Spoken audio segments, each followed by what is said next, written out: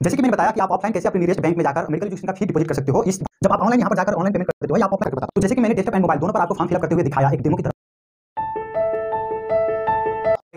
Welcome back to new. दोस्तों आज की जो वीडियो होने वाला है काफ़ी ज़बरदस्त होने वाले हैं और काफ़ी आपको इंटरेस्टिंग एंड इन्फॉर्मेटिव वीडियो होने वाला है। तो मैं इसमें आपको ढेर सारे इन्फॉर्मेशन प्रोवाइड करने वाला हूं जो कि सी के फॉर्म फिलअप के रिलेटेड है, और इसमें आपको एक डेमो भी दिखाने वाला हूं कि किस तरह से आप फॉर्म फिलअप कर सकते हो। इस डेमो में आपको सारे चीज़ मिलेगा जो कि आपको पेमेंट से लेकर डॉक्यूमेंट रिक्वायर्ड, और आप कैसे फॉर्म को एडिट सबमिट एंड कैसे आप फॉर्म को फाइनली अपना कंप्लीटेशन स्टेज तक पुगा सकते हो। तो दोस्तों इसमें शुरू करने से मैं आपको ये बताना चाहूँगा कि आप ये वीडियो को, अगर आप सी रियली नेपाल में एमबीबीएस करने के लिए इंटरेस्टेड हो या आप सी का फॉर्म फिलअप करने के लिए प्लानिंग में हो, तो आप ये वीडियो देख ही कर अपना फॉर्म फिलअप करें, क्योंकि इस वीडियो में आपको वो सारे चीज़ें से भी फेमिलियर कराया जाएगा जो कि 2020 मेडिकल एजुकेशन आने से स्टूडेंट ने फेस किया है फॉर्म फिलअप करते वक्त, और क्या क्या डिफिकल्टीज हो सकते हैं और क्या क्या पॉसिबिलिटीज है जहां पर स्टूडेंट मिस्टेक कर सकता है।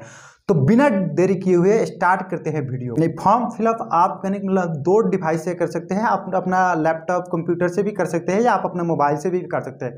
फॉर्म फिलअप टोटली ऑनलाइन है और फॉर्म फिलअप करने के 3 तरीके हैं जहां से आप फॉर्म फिलअप कर सकते हो। पहला कि आपको जो पीडीएफ दिया है वहां से स्कैन करके भी फिलअप कर सकते हो। दूसरा करने का मतलब कि आप मेडिकल एजुकेशन की वेबसाइट से जाकर MSCBL जो पोर्टल है वहां पर से जाकर फिलअप कर सकते हो। तीसरा करने का मतलब कि आप डायरेक्ट जो अपने गूगल की या क्रोम की ब्राउजर पर जाकर आप वो फॉर्म की जो लिंक है उसको आप क्लिक कर भी फिलअप कर सकते हो। तो कैसे कर सकते हो वो सारी चीज़ें हम लोग आगे वीडियो में बताने वाले।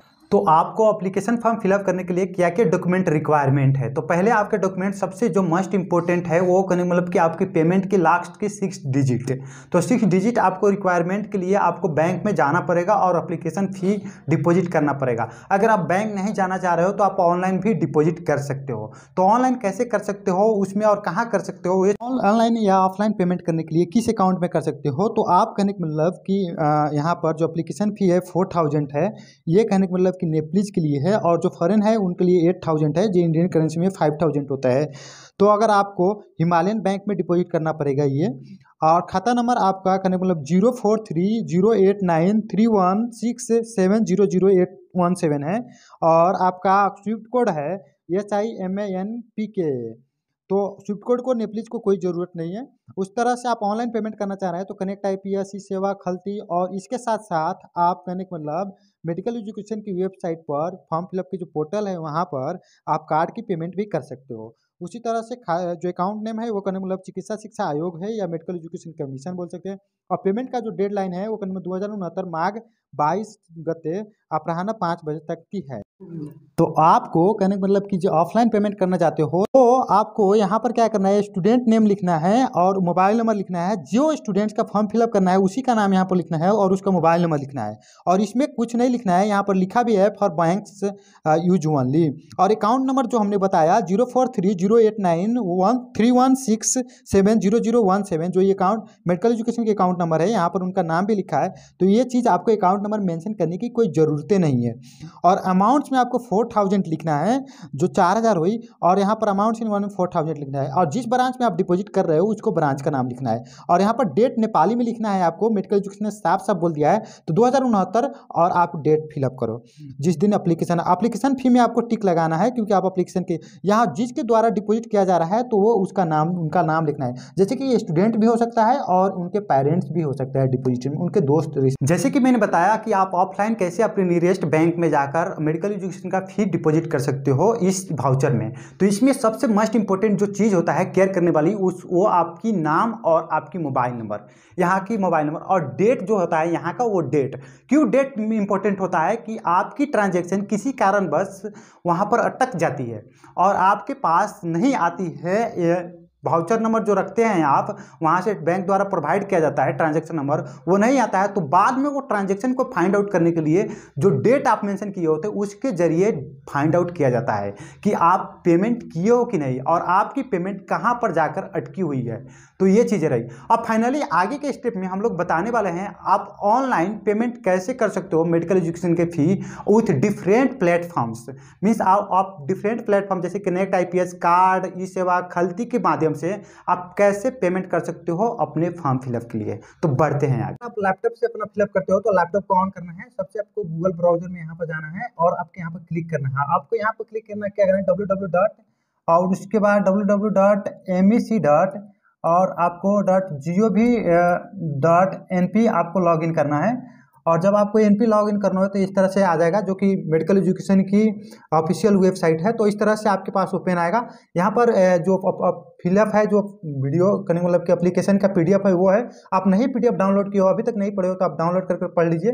उसके बाद इसको आपको नेक्स्ट करना है। इस तरह से नोटिस वगैरह जो है यहाँ पर है, इसको भी नेक्स्ट करना है। और आप देख सकते हो कि यहाँ पर जो है, यहाँ पर आपको दिखने को आ रहा है MSc BL 2022 PG 2022 DM MCS 2022।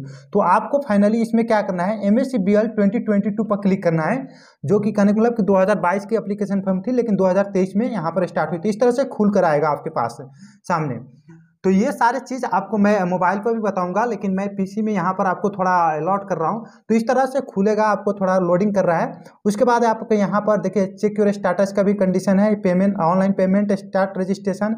और तो आप देख सकते हैं कि यहाँ पर आपको अवेलेबल है कहने 40 डेज 1 आवर्स। तो ये 40 डेज रंग है, आपको मैंने बार बार बोल रहा हूँ। लेकिन फी एप्लीकेशन पेमेंट डेडलाइन 5 तक है। और स्टार्ट रजिस्ट्रेशन है, यहाँ पर चेक और स्टेटस आएगा। उसके बाद आपको ज़्यादा नीचे की कुछ देखने की जरूरत नहीं है, लेकिन आप देखना चाहोगे तो यहाँ पर क्लिक कर पीछे बैक कर ऊपर कर सकते हो, लेकिन कोई चीज़ नीचे इंपॉर्टेंट खास नहीं है। तो सबसे पहले आपको क्या होता है, ऑनलाइन पेमेंट करना होता है। तो ऑनलाइन पेमेंट के लिए आप ऑनलाइन पर क्लिक करते हो। ये सारी चीज़ें मैं डिटेल में मोबाइल पर करना दिखाने वाला हूँ। तो ऑनलाइन पेमेंट इस तरह से खुल कर आएगा, इस तरह से खुलकर आएगा, जहां पर आपको करने मतलब कि अपना नाम रखना है, अपना AD में रखना है, अपना डेट ऑफ बर्थ, पहले ईयर मंथ, उसके बाद डे रखना है। उसके बाद अपना मोबाइल नंबर रखना है। और ये मोबाइल नंबर बहुत कॉन्फिडेंशियल है, आप जो मोबाइल नंबर यूज करते हो वही रखो। ईमेल एड्रेस रखना है, ईमेल एड्रेस भी वही कॉन्फिडेंशियल है, आपको जो ईमेल एड्रेस फॉर्म फिलअप करते हो रखना है वही करो। अगर नेप्लीज हो तो आप 4000 में क्लिक करो, अगर आप फॉरेन हो तो करने मतलब 8000 में क्लिक करो। आप देखो यहाँ पर पे यूजिंग कनेक्ट IPS, कार्ड, पे यूजिंग ई सेवा, पे यूजिंग खलती, आपको सारे ऑप्शन अवेलेबल है। तो आप सारे ऑप्शन में से किसी में भी चूज कर आप जा सकते हो। तो इसमें आपको अभी पे यूजिंग कनेक्ट IPS फंक्शन नहीं शो करेगा, कार्ड शो कर रहा है। पे यूजिंग ई सेवा भी आपको अपना पासवर्ड वगैरह इंस्टॉल करना पड़ेगा। और पे यूजिंग खलती भी आपको आप ऑनलाइन या ऑफलाइन पेमेंट कर लेते हो और फाइनली आपके पास ट्रांजेक्शन नंबर आ जाता है या वाउचर नंबर आ जाता है। तो उसके कुछ देर बाद, जैसे कि एटलीस्ट 1 to 2 आवर्स बाद आप फॉर्म फिलअप करना शुरू करें, क्योंकि आप ऑनलाइन पेमेंट करते हो तो हो सकता है आपको कुछ देर बाद आपका ट्रांजैक्शन नंबर एक्टिवेट किया जाए मेडिकल एजुकेशन की वेब पोर्टल पर। तो इसीलिए आप इमीडिएटली करोगे तो कभी कभी आपका नहीं होगा और आपको रंग इनवैलिड बताएगा। तो उसमें चीज़ में, उस कंडीशन में आपको घबराने की कोई ज़रूरत नहीं है। ये चीज़ें ऑनलाइन में होती है और ऑफलाइन में भी होती है। आप ऑफलाइन पे करते हो तो कभी कभी आपका जो सिस्टम है मेडिकल एजुकेशन को, वो अपडेट करने में उसको टाइम लगता है। तो उसमें मिनिमम टाइम आपको 1 to 2 आवर्स हो सकता है या मैक्सिमम में 1 डे भी हो सकता है। तो आप उसके लिए टेंशन ना रहे, और आपके पास होता है तो आज ट्राई करें या कल ट्राई करें, तो इसमें कोई टेंशन नहीं है। अब मैंने जब आपको ऑनलाइन पेमेंट का सारी चीज़ बता दिया हूँ और आपके पास फाइनली वाउचर नंबर आ जाता है, तो फाइनली आप मेडिकल एजुकेशन की वेबसाइट पर जाकर अपना फॉर्म कैसे फिलअप कर सकते हो, ये चीज़ें भी तो बतानी जरूरी है ना। तो ये चीज़ बताने के लिए मैं आपको फिर से, जब आप ऑनलाइन यहाँ पर जाकर ऑनलाइन पेमेंट कर देते हो या आप ऑफलाइन पेमेंट कर आपके पास ट्रांजैक्शन नंबर हो जाता है, तो आपको फॉर्म फिलअप कहाँ करना है, तो इसी में आप बैक कर सकते हो।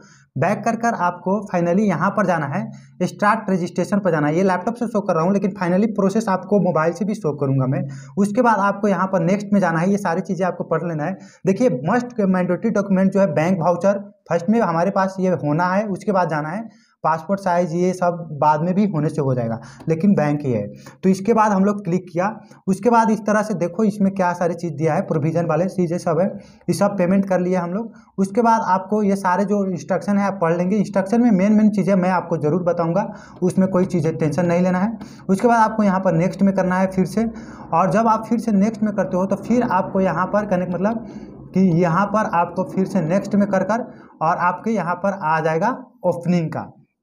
मीन्स फॉर्म फिलअप का।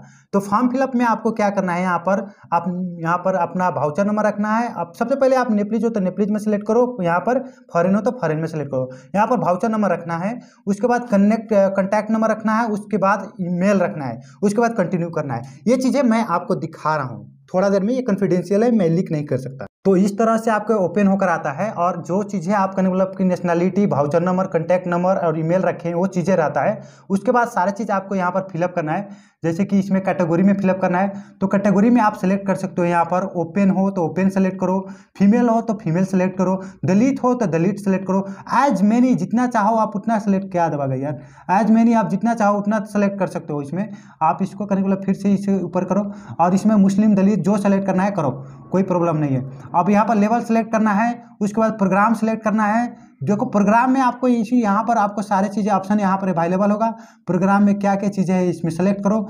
आप फिर करने का मतलब कि आपको इसमें यहाँ पर applicant name, gender, date of birth, उसके बाद यहाँ पर देखो आइडेंटिटी टाइप क्या है, सिटीजन नंबर, उसके बाद इसी देखो national ID document number, means ये राष्ट्रीय परिचय पत्र नंबर है ये। उस तरह से आपको यहाँ पर इशू डेट, उस तरह से फिर आपको यहाँ पर करने मतलब परमानेंट एड्रेस एज पर जो सिटीजनशिप है उसी में लिखना है। आपको यहाँ पर डिस्ट्रिक्ट, लोकल में क्या है, नगर पालिका, गाँव पालिका, वार्ड नंबर क्या है, स्कूल टाइप यहाँ पर आपको सेलेक्ट करना है। यहाँ पर परमानेंट डिस्ट्रिक्ट हो गई। फिर सारे आप स्कूल टाइप में देखो, स्कूल में आप देखो 6 to 10 हो तो आप गवर्नमेंट सेलेक्ट कर सकते हो, 6 to 10 हो तो यहाँ पर गवर्नमेंट सेलेक्ट कर सकते हो, नहीं तो बाकी सारे में प्राइवेट सेट करना है। उसके बाद आपको फिर करने का मतलब एकेडमिक क्वालिफिकेशन में क्या है आपको ऐड करना है। उसके बाद you have not selected program yet, अभी नहीं सेलेक्ट किया हूँ। उसके बाद आपको करने का मतलब कि यहाँ पर father name, mother name, guardian name, contact number, document, bank voucher, यहाँ पर बैंक वाउचर जेपीजी पीएनजी में होना चाहिए। उसके बाद यहाँ पर फोटो जेपीजी, उसके बाद आपको citizenship for front side JPG, उसके बाद आपको यहाँ पर सिटीजनशिप ब्रैक में नेशनल आईडी का है, नेशनल आईडी का जो आपको एक प्रिंट में देगा वो प्रिंट का। उसके बाद एसएलसी मार्कशीट में है। अब इसमें क्या होता है, कोई बच्चा इंडिया से पढ़ा हुआ है और नेप्लीज ही है वो, तो मार्कशीट में क्या करता है, उसको आपको यहाँ पर क्या करना है, जो मार्कशीट है उसको आपको पीडीएफ और जो इक्विवेलेंस है उसको पीडीएफ में अपलोड करना है। लेकिन नेप्लीज बच्चे के पास सिर्फ एक है तो उनको यहाँ पर सिर्फ मार्कशीट अपलोड करना है। यहाँ पर एकेडमिक ट्रांसक्रिप्ट और यहाँ पर जेपीजी ओनली सेपरेट सिग्नेचर का डॉक्यूमेंट करना है। उसी तरह से आप मैंने वहाँ पर दलित फीमेल सेलेक्ट किया हूँ, फीमेल और दलित भी सिलेक्ट कर लिया हूँ, तो यहाँ पर दलित है। तो आप इसको मैं बता रहा हूँ, देखो मैंने वहाँ पर दलित सेलेक्ट किया हूँ, दलित फीमेल कहकर, तो इसलिए यहाँ पर दलित का शो कर रहा है। अगर आप वहाँ पर दलित नहीं करोगे, जैसे कि दलित आप नहीं करोगे, यहाँ पर आप कहाँ गई, यहाँ पर कोटा में आप जो है यहाँ पर आप जैसे कि जो मुस्लिम सेलेक्ट कर लोगे तो मुस्लिम का डॉक्यूमेंट मांगना शुरू कर देगा आपको। जैसे कि मुस्लिम भी सेलेक्ट कर, मधेसी सेलेक्ट कर, मधेसी को मांगना शुरू करेगा, दलित सेलेक्ट कर, दलित, जितना आप ज़्यादा इसमें ऐड करोगे सबका डॉक्यूमेंट आपको मांगेगा। जैसे कि मधेसी भी हूँ मैं, चलो थारू भी हूँ मैं, सबका सेलेक्ट कर दूंगा, सब मांगेगा, जो सेलेक्ट करोगे वही मांगेगा आपको। 10 सेलेक्टेड, 11 सेलेक्टेड, पछड़िया का क्षेत्र, अपांग, जो हो आप सेलेक्ट करो, लेकिन आपके पास डॉक्यूमेंट होना चाहिए। लेकिन इतना तो कोई नहीं होगा, मैं आपको सिर्फ बताने के लिए कर रहा हूँ। तो देखो इसमें अब नीचे क्या है ना, नीचे में आपको देखिए क्या क्या, अपांग का भी सर्टिफिकेट पेश करो। यहाँ पर आपको सारे का जो डॉक्यूमेंट है वो मांगने लगेगा, अपांग हो गई, पिछड़िए का, मुस्लिम, सबका डॉक्यूमेंट सबमिट करो, तो ये सारे चीज़ें मांगेगा। जैसे कि आप फाइनली उसको मैं एलिमिनेट करूँगा तो वो सारी चीज़ें आएगा। फाइनली मैं इस सारे प्रोसेस को आपको मोबाइल पर शो ऑफ कर रहा हूँ। ओके, तो जैसे कि मैंने आपको डेस्कटॉप मोड पर दिखाता से फिलअप कर सकते हो, किसी के पास आपको जाने की जरूरत नहीं है। और एक सबसे बेस्ट ट्रिक आपको दे रहे हैं कि देखिए डॉक्यूमेंट क्या क्या लगेगा इसका भी आप फिक्र मत करें, वो मेडिकल एजुकेशन की जो पोर्टल है वो खुद ब खुद आपको बताएगा कि डॉक्यूमेंट क्या क्या आपको चाहिए।